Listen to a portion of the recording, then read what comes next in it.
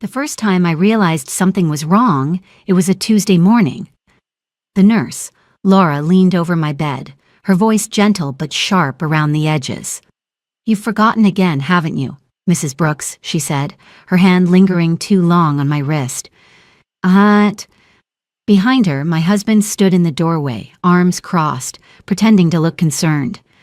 Henry Brooks, 65, perfectly pressed shirt, that same faint smell of cedar and arrogance. He'd been rehearsing that look for weeks now, I think the sorrowful husband caring for his poor, confused wife. I blinked up at him, forcing a small smile. "Forgotten what?" His eyes softened in mock pity. "Breakfast, sweetheart. You told me you wanted pancakes, then said you never said it. Laura just reminded you." A lie. I hadn't said a word about pancakes. I told him I wasn't hungry, but there was something in the way they looked at each other that morning, a flicker of understanding that made my chest tighten. I had always prided myself on being sharp. I was 62, not senile. I'd taught English for 35 years, raised 2 children, balanced our finances, and kept a house that looked like it belonged in a magazine. But that morning, as I sat there in my robe, the tea cooling on my nightstand, I realized they weren't talking to me, they were handling me. Like I was an inconvenience wrapped in soft fabric. "My name is Evelyn Brooks, and until this year I thought I knew the man I married. We've been together 38 years. We met in college. I was the quiet literature major. He was the business student who said he loved a woman with a good mind. I should have known that what he really loved was control. When I had my mild stroke 3 months ago, I thought it was a blessing to have Henry there, attentive, patient, saying things like, 'Don't worry, sweetheart, I'll handle everything.' At first he did. He paid the bills, called the doctors, even hired the nurse when he said I needed round-the-clock care. But little by little, things began to slip away from me. He told me I'd misplaced jewelry I knew I'd put away. He corrected me in front of visitors, saying, 'She means last week, not yesterday,' with that sympathetic little laugh. And then the pills always mixed up, bottles moved around. When I asked Laura why my dosage was different, she said, 'Your husband said the doctor changed it.' I never saw that doctor's note. The worst part wasn't the confusion. It was the way they looked at me. Like I was fading right in front of them, and they were just waiting for me to disappear. One evening, I heard them talking in the hallway. My bedroom door was slightly open. "She's getting worse," Laura whispered. "She always forgets conversations," Henry replied softly, but I caught the edge of satisfaction in his voice. "Keep recording when she forgets things," he added. "We'll need proof later." Proof of what? I lay there in the dark, my heart pounding in my ears. He wasn't just watching me, he was building a case. I spent the next few days pretending. I smiled when he spoke to me like a child. I let Laura write notes about my episodes. I even apologized when I forgot things I hadn't forgotten at all. Every night when they thought I was asleep, I wrote in a small notebook I kept under my pillow. Dates, times, words, the exact phrases Henry used when he spoke to the lawyer on the phone. He never changed his passwords. He thought I couldn't handle a computer anymore. But on the 4th night, when he went to bed early, I used his tablet. I found emails short, coded ones between him and a man named David Cole, his attorney. Subject lines like power of attorney, urgent, and medical declaration. That was when the pieces began to fall into place. My husband wasn't planning to take care of me. He was planning to take everything. The accounts I'd helped build with my teaching pension, the house my father left me, the savings I'd kept tucked away for our grandchildren, all of it was being reclassified under his management. And I was being reclassified too. As unfit, unreliable, unwell. It was brilliant in a way. A slow erasure signed and sealed with my own trembling hand. I closed the tablet and sat in the silence of my bedroom, every heartbeat sounding like a clock ticking down to something final. That night, when Henry came in to check on me, I pretended to be half asleep. He tucked the blanket under my chin like he always did a performance for himself more than for me, and whispered, "Rest easy, sweetheart. Soon you won't have to worry about anything at all." He kissed my forehead and walked out, closing the door gently behind him. But as the click of the latch echoed in the dark, I opened my eyes. And for the first time in my life, I wasn't afraid. I was awake. If they wanted to play this game, they'd chosen the wrong woman to forget. When people talk about betrayal, they always picture one moment, one loud, dramatic break. But in truth, it happens slow. 100 tiny cuts before you ever see blood. I used to think Henry and I had a good marriage. Not perfect, but solid, the kind of partnership people envied when they saw our Christmas cards or the anniversary dinners at church. I wore pearls, he told jokes. We smiled like we were built from the same script. But looking back now, I can see it clearly. The erosion started long before the nurse ever walked through my door. When our children were young, I worked 2 jobs teaching high school English during the day, tutoring at night while Henry focused on his business. He told everyone he was building a real estate empire. What he really built was an image one that fed on my labor and my silence. He handled the finances, always said it was too stressful for me. He'd pat my hand and say, "You just focus on the kids, sweetheart. I'll make sure the numbers behave." I told myself it was fine. That's what trust looks like, isn't it? You divide the weight. You let the other person carry what you can't. Except I carried plenty. When his investments failed, I picked up extra work.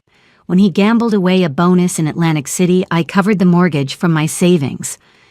And when he raised his voice, not in rage, but in that slow, deliberate disappointment that made me feel small, I said nothing. It's strange. The ways women are taught to keep the peace. You swallow enough of yourself, and one day you wake up realizing you've disappeared entirely. When my stroke happened, it wasn't sudden. It was a warning shot. I'd been dizzy for days, ignoring it, grading papers late into the night. Then one morning, I woke up on the kitchen floor, the smell of burnt toast and coffee thick in the air. Henry said I was lucky that he found me in time. He said all the right words: rest, recover, don't worry about a thing.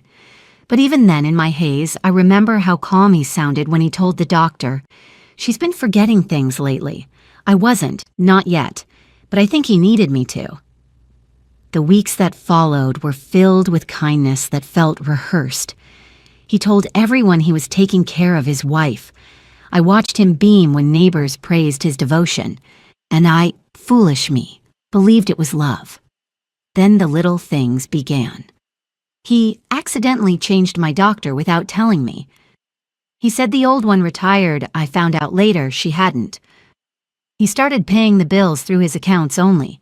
Less confusing that way, he said. He even sold my car, the one I'd bought with my own teaching bonus, said I wasn't fit to drive right now. Each decision came dressed as concern, but underneath it was control. And I let him. Because I was tired. Because every time I tried to argue, my words came out weaker than they used to. The truth is, Henry didn't need to drug me to make me doubt myself.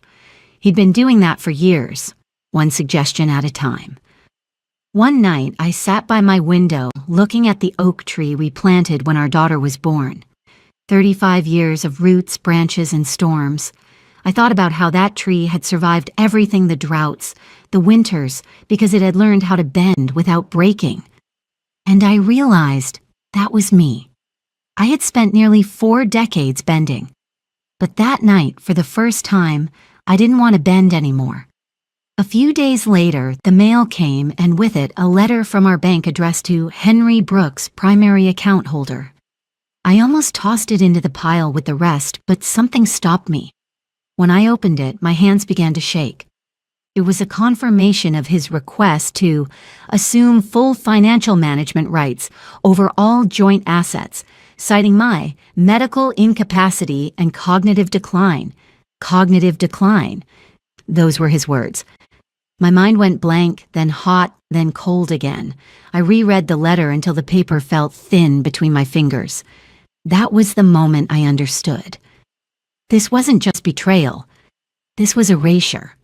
He was rewriting who I was not, with lies shouted in public, but with forms and signatures, quietly building a future where I no longer existed. I pressed the letter flat against the table and stared at it for a long time. Then I folded it neatly and tucked it under my notebook. When Henry came home that evening, he found me sitting by the fireplace, reading one of his favorite poems, something by Frost. He smiled, poured himself a drink, and asked, "How was your day, sweetheart?" I looked up at him, calm as ever, and said, "Enlightening."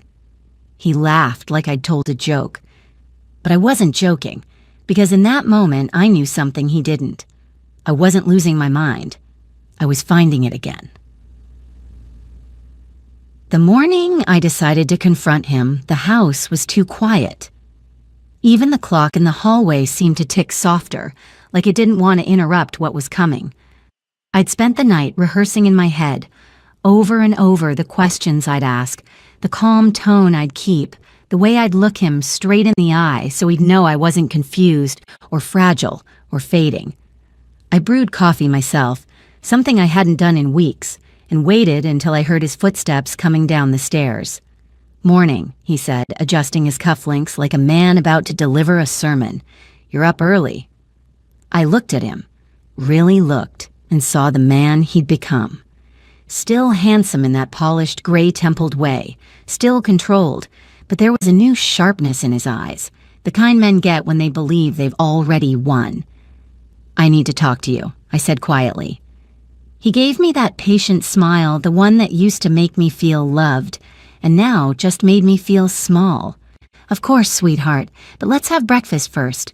Did Laura make your pills yet?" "I already took them," I lied. He froze for half a second, then nodded.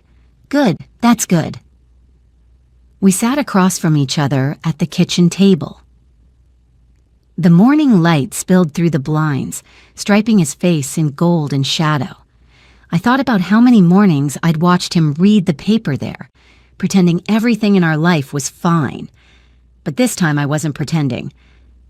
"Henry," I said, "I got a letter from the bank yesterday." He didn't look up from his eggs. "It said you filed paperwork to assume full control of our accounts. Said it was because of my mental decline." That made him pause. Slowly, he set his fork down. "Sweetheart," he said softly, "you must have misunderstood. That's just a precaution, a formality. You've been under a lot of stress since the stroke." "Stop talking to me like I'm a child," I said. My voice came out steady, but my hands were trembling under the table. "You know exactly what that means. You're trying to take everything." His jaw tightened, just barely. Then the mask returned. "Evelyn, you're confused. That's not what this is about." The sound of a plate clattering made us both look up. Laura stood by the counter, holding a tray. Her face was pale, her eyes darting between us. "Is there a problem?" she asked. Henry turned toward her, his voice calm. "No problem, Laura. Mrs. Brooks is just having another one of her moments." That word, moments, hit me like a slap. I stood up, gripping the table. "Don't you dare make her part of this. Don't you twist my words again." Laura looked frozen, torn between us. I could see the unease in her face, the guilt she couldn't quite hide anymore. "Henry," I said, quieter now, "I know what you're doing, and I know why." He met my eyes, and for a moment the performance dropped. I saw the calculation there, cold and naked. Then he smiled again, too wide, too calm. "Evelyn," he said, his tone syrupy and slow, "you've been mixing up dreams and reality again. You've accused me of things before things you later forgot. That's a lie." "See," he said, glancing at Laura, "this is what I mean. She gets defensive, paranoid." "Stop," I said, "just stop." But he kept going, gentle and cruel at once, each word sharpening the knife. "Sweetheart, you know I love you, but you're not well. Everyone can see it. That's why we brought Laura in to help keep things stable." I could feel my pulse in my throat. "You mean to keep me quiet?" He tilted his head. "To protect you from yourself." That was the moment I felt something shift inside me. It wasn't rage, I'd burned through that already. It was colder than that. a kind of clarity, the realization that he didn't see me as a person anymore, just an obstacle to remove. I straightened up and said very softly, "You're the one losing control, Henry, not me." He chuckled, but I saw the flicker of unease. "Let's not make a scene." I stepped closer. "You've spent months trying to make me doubt myself, but you forgot who I was before you decided to rewrite me." He smirked. "And who's that?" "The woman who built this house with you, the one who taught our children how to think, the one who held you together when your first business failed, the one who's about to make you regret underestimating her." For a second, his mask cracked just long enough for fear to peek through. Then he turned away. "I think you should rest," he said curtly. "We'll talk later when you're calm." That night, I couldn't sleep. The walls of that house felt smaller somehow, like they were holding their breath. Around midnight, I heard footsteps in the hallway, light ones, not Henry's. Then a soft knock on my door. "Mrs. Brooks?" It was Laura. Her voice trembled. I opened my eyes. "Yes?" She stepped inside, closing the door behind her. "I didn't want to do this to you," she whispered, wringing her hands. "But I need to tell you something. Something about Mr. Brooks." I sat up slowly, my heart pounding. She looked at me, tears gathering in her eyes. "He paid me," she said. "He paid me to make you look sick." For a moment, I thought I'd misheard her. The room was so still that even the air felt frozen. "What did you just say?" I whispered. Laura's face crumpled. "He paid me, Mrs. Brooks, to say you were getting worse, to write things in the reports that weren't true." I sat there in the dark, the lamplight casting long, shaky shadows across the quilt. My body went cold from the inside out. "How much?" I asked. Because somehow that detail mattered. I needed to know the price of my sanity. $5,000 a month, she said softly. He said it was temporary, that he needed proof for the doctors, so the court could make it easier to manage your assets. Manage. That word again. Henry never said take. He said manage. Control disguised as care. I closed my eyes. So every time you told me I'd forgotten something, every time you wrote in your little notebook. She nodded, her chin trembling. He told me to keep a record, to note when you got confused, even if you weren't. He said you'd thank us later. Thank you, I said, the words tasting like iron. And when exactly was I supposed to thank you, Laura? When I was locked away in some care home? Tears spilled down her cheeks. I'm so sorry. I didn't want to do it. My son's got medical bills. Henry knew that. He said it would just be for a few months, that you'd never even know. I looked at her, really looked the exhaustion under her eyes, the guilt sitting heavy in her shoulders. You were right, I said quietly. I didn't know, but I do now. After she left, I sat awake until dawn. I didn't cry. I didn't scream.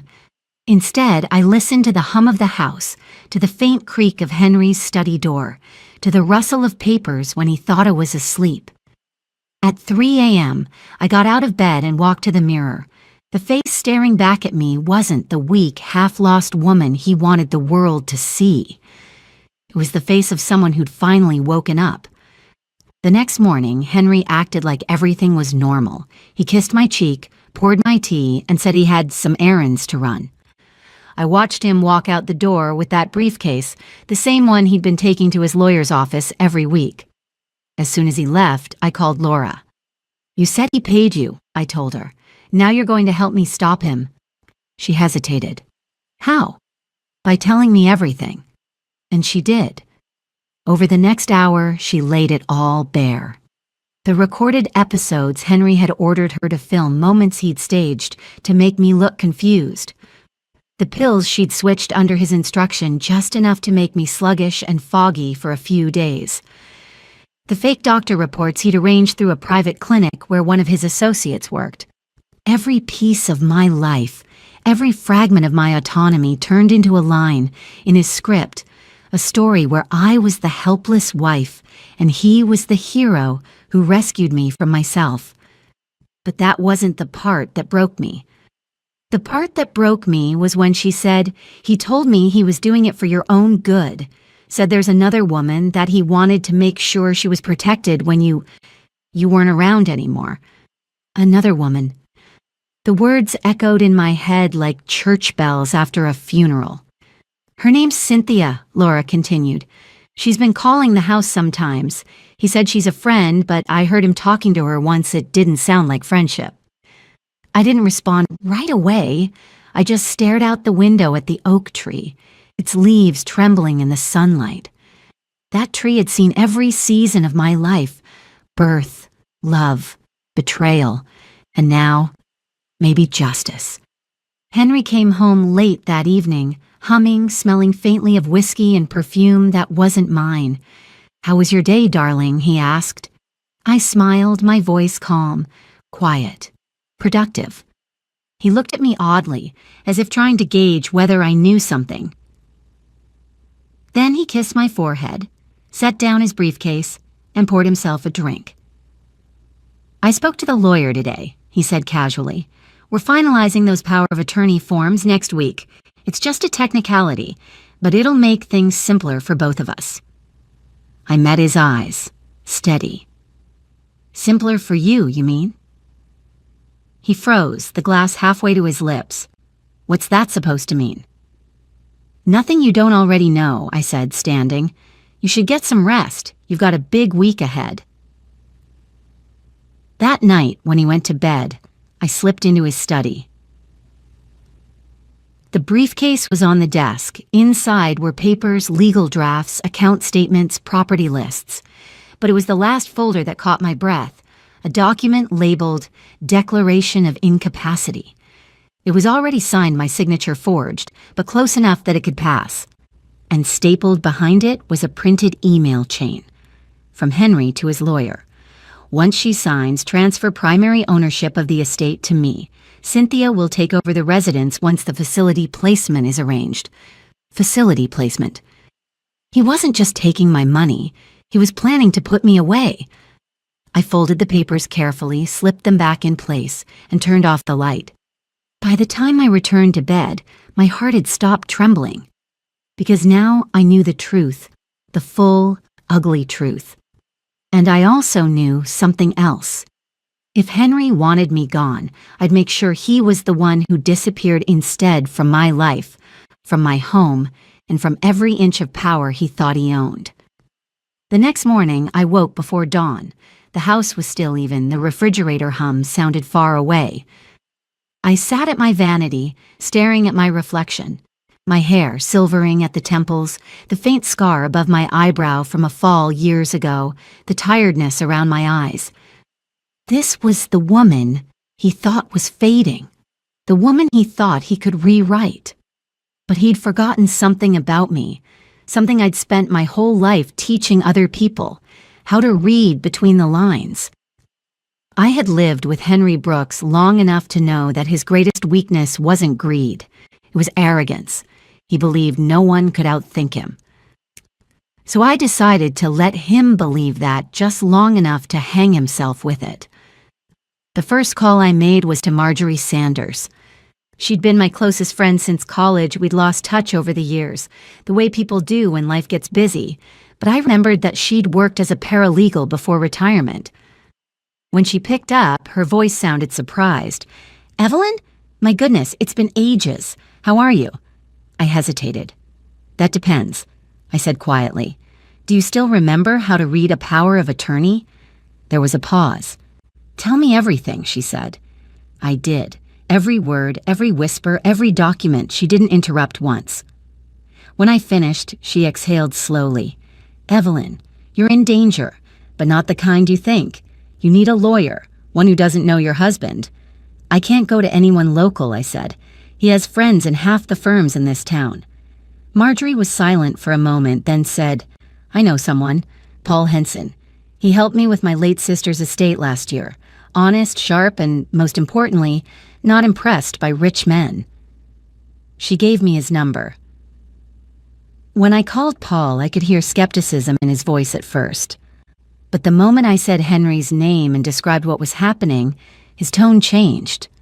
"Mrs. Brooks," he said, If everything you're saying is true, this isn't just manipulation, it's premeditated fraud, maybe even abuse. I don't want pity, I told him. I want strategy. He chuckled softly. Then we'll get strategic. He told me to gather everything: documents, recordings, witnesses. Don't confront him again, he warned. Let him think you're still confused. When people like your husband believe they're winning, that's when they get sloppy. Over the next week, I played my role to perfection. When Henry reminded me to take my pills, I smiled sweetly and thanked him. When he spoke to me like a nurse giving orders to a patient, I nodded and pretended not to understand. Inside, though, I was taking inventory. Every call he made, every document that arrived, every slip of arrogance that revealed what he was planning next. Meanwhile, Laura began to change too. At first, she avoided me out of shame, but as days passed, she started helping quietly. She began forwarding me the voice memos Henry had ordered her to keep, recordings that proved my confusion. In one, his voice could be heard whispering, "Ask her about her mother again. She always stumbles there." In another, she asked, "What year is it?" And my voice, steady, clear, replied, "It's the year my husband lost his soul. I saved them all." Paul worked quickly. We met in secret at the public library, of all places. The irony wasn't lost on me. A retired English teacher rebuilding her case for sanity among shelves of stories about survival. He reviewed Henry's fake documents, the forged signature, and the transfer orders. He's clever, Paul admitted, but sloppy. The date on this form predates your supposed diagnosis by 2 weeks. That's our crack in the armor. He advised me not to stop the upcoming signing, but to let it happen. Let him believe he's won, Paul said. We'll prepare counter documents that override his, signed under legitimate counsel. When he tries to activate his power of attorney, we'll be waiting with the truth. That night, I called Laura again. He's planning to have me sign next Tuesday, I told her. She hesitated. Do you want me there? Yes, I said. And I need you to record it. Everything. She was quiet for a long time, then whispered, He'll know. I know, I replied. But so will the judge. Over the next few days, I rehearsed my part. I practiced slurring my words just enough to sound uncertain. I asked the same question twice during breakfast. I left the same book open in 2 rooms. Henry grew confident. Too confident. He smiled more, hummed around the house, told friends over the phone that things were finally settling down. I caught one phrase, overheard through the half-open door to his study. Once the papers are signed, I'll have full control. The lawyers can process it by Friday. Cynthia can move in next month. Cynthia. The name didn't even sting anymore. It just focused me. On Monday evening, the night before the signing, Henry poured me a glass of wine and said, You know, sweetheart, I've been thinking it's time we simplify things. It's been so stressful for you trying to manage all this paperwork. I looked up at him, feigning confusion. Paperwork? He smiled. Don't worry about it. I'll take care of everything. I smiled back. I know you will. But inside, I was already picturing the courtroom, the judge, the look on his face when his own words turned against him. He thought he was signing his victory. He didn't realize he was signing his confession. The day of the signing felt almost ordinary. A calm sky, birds chattering on the oak outside, sunlight pouring through the kitchen window as if the universe hadn't noticed what was about to happen. I sat at the table in my robe, stirring tea I didn't drink, pretending to be the fragile woman Henry thought I was. He came down the stairs humming, not the nervous kind of humming, but the self-satisfied sort men do when they're certain the world bends to their will. He looked immaculate navy blazer, hair perfectly combed, that watch I bought him years ago gleaming on his wrist. Big day, sweetheart, he said, brushing his lips against my forehead. The lawyer will be here soon. Just a few signatures and then you can rest easy. Rest, I repeated softly, tracing the rim of my cup. Yes, that would be nice. He smiled, oblivious. I knew you'd come around. He poured himself coffee, sat across from me, and scrolled through his phone. I could see the reflection of a woman's name on the screen. Cynthia. My stomach turned, but my face stayed calm. I had rehearsed this role too well to falter now. When the doorbell rang, Henry straightened his jacket. "That'll be Mr. Cole," he said proudly. "My attorney will get everything in order." I nodded, my voice small. "Of course, dear." Laura entered quietly behind him, pretending to tidy the living room. She held her phone loosely, the camera already recording. Henry didn't even notice. Mr. Cole was a tall man in a gray suit, his smile polite but hollow, the kind of lawyer who measures empathy by billable hours. He set his briefcase on the table, pulled out a stack of papers, and said, "Mrs. Brooks, this is just a standard form. It gives your husband the ability to handle your finances and medical decisions should you become unable to." "Should I become?" I said slowly. "But I already am, right? That's what Henry says." Cole cleared his throat. "It's just precautionary, ma'am." Henry placed a pen in front of me.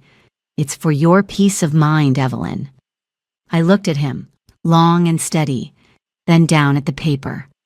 My hand trembled slightly as I signed just enough to sell the illusion. "There," I said. "All yours." He grinned, exhaling in relief. "Thank you, sweetheart. This will make everything so much easier." He turned to Cole. "We'll need the transfers processed by Friday. I want full access to the estate and investment accounts." I felt the smallest smile tug at my lips. 2 days later, we were standing in a courtroom. Henry hadn't told me about the hearing Paul had. The moment Henry filed the finalized documents, Paul was notified. He moved fast, filing a motion of injunction and requesting a judicial review of the power of attorney. Henry was furious when he saw me there, walking into the courtroom with my head held high, escorted by Paul and Marjorie. He hissed under his breath, "What the hell are you doing here?"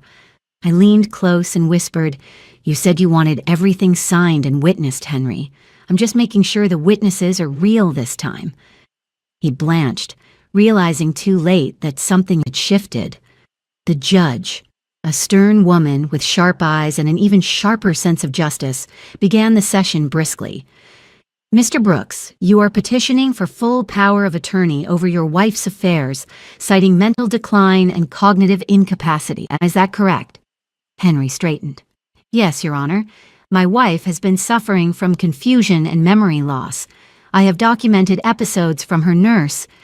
"Your Honor," Paul interrupted smoothly, "we have reason to believe those documents were fabricated, and that Mrs. Brooks is, in fact, of sound mind and the victim of a deliberate campaign to make her appear otherwise." The judge turned to me. "Mrs. Brooks, do you understand the nature of these proceedings?" I met her gaze squarely. "Perfectly, Your Honor." Paul handed over the recordings Laura had saved. The courtroom filled with Henry's own voice. "Keep recording when she forgets things. We'll need proof later. Ask her about her mother again. It always makes her stumble. Once she signs, I'll have everything." Each sentence landed like a hammer blow. Henry turned red, his jaw tightening. "Those recordings are out of context," he said, but his voice had lost its authority. Then Paul presented the forged signature. "Notice, Your Honor, the inconsistency in the date. This document was signed before the medical report declaring Mrs. Brooks incompetent even existed." The judge's expression hardened. "Mr. Brooks, are you aware this constitutes fraud?" Henry opened his mouth, then shut it again. When it was my turn to speak, I stood slowly. My hands were steady. "Your Honor," I said, "I may be 62. I may take longer to stand or need reminders for medication, but I remember everything that matters. I remember 38 years of marriage built on my loyalty and his lies. I remember every time he called me confused when I wasn't. I remember the sound of my nurse crying when she told me he paid her to make me look insane." The room was silent except for Henry's shallow breathing. "I'm not crazy," I continued softly, "just careful. And now, finally, free." The judge leaned back, eyes cold as stone. Mr. Brooks, this court finds that your petition was filed under false pretenses. The forged documents are void. Power of attorney will remain with Mrs. Brooks pending further investigation into your conduct. Henry's face went pale. He tried to speak, but no words came. As we left the courtroom, he reached for my arm. "Evelyn, please." I pulled back. "Don't touch me." He tried to muster that old charm, but it was gone now, stripped bare like the truth. "You can't just walk away from everything we built," he said bitterly. I turned to him one last time. "You're right. I'm not walking away from what we built. I'm taking it back." The day the court ruled in my favor, the world finally went quiet. No more whispers behind closed doors. No more people looking at me like I was a fragile thing waiting to break. Henry sat in that courtroom, gray-faced and hollow, as the judge declared the power of attorney void and his petition fraudulent. I didn't look at him when I walked out. There was nothing left to see. Outside, the air felt cleaner, lighter. I breathed it in like it was freedom itself. Paul told me I was brave, but I wasn't brave. I was just done being afraid. Henry left the house that same week. The silence he'd once used to control me became my peace. I spent my mornings in the garden again, coffee in hand, sunlight on my face, listening to the wind move through the oak tree out back. That tree had survived every storm, every season. So had I. Grace called soon after the ruling. Her voice cracked as she said, "Mom, I still can't believe he did that to you." I told her the truth. "Believe it, sweetheart. But don't let it make you bitter. Let it make you smart." She was quiet for a while, then whispered, "You sound strong again." I smiled. I never stopped being strong. I just forgot for a little while. Some days I still catch myself expecting Henry's footsteps or the clink of his watch against the counter. The habits of fear take time to fade. But when those memories come, I don't run from them anymore. I write them down. I keep a small notebook on my nightstand, the same one where I once documented his lies. Now it's where I record my truth. Because memory, I've learned, is a kind of power. It can destroy you when someone twists it, but it can also save you when you claim it back. A few weeks ago, I went into Henry's old study. The room smelled of dust and arrogance. On the desk sat his old letters, all those empty promises written in a younger man's hand. I lit the fireplace, one match at a time, and fed them to the flames, not in anger, but in closure. As the last one burned, I whispered, "You almost erased me, Henry, but I was writing the whole time." Now the house feels alive again. The roses he once had cut down are blooming wild and red. The air smells of ash and freedom. Neighbors still whisper, but I don't care. Let them. They can talk about the woman who lost her husband. I know the truth. I didn't lose anything worth keeping. I survived the man who tried to rewrite me. And I remember every word he used to do it not to haunt me, but to remind me how far I've come. Because I know this now. Justice doesn't always roar. Sometimes it whispers in your own steady breath, in a house that's finally yours again. I closed my notebook tonight with one last line written in ink that will never fade. He taught me that trust is fragile, but so is silence, and I'll never be quiet again.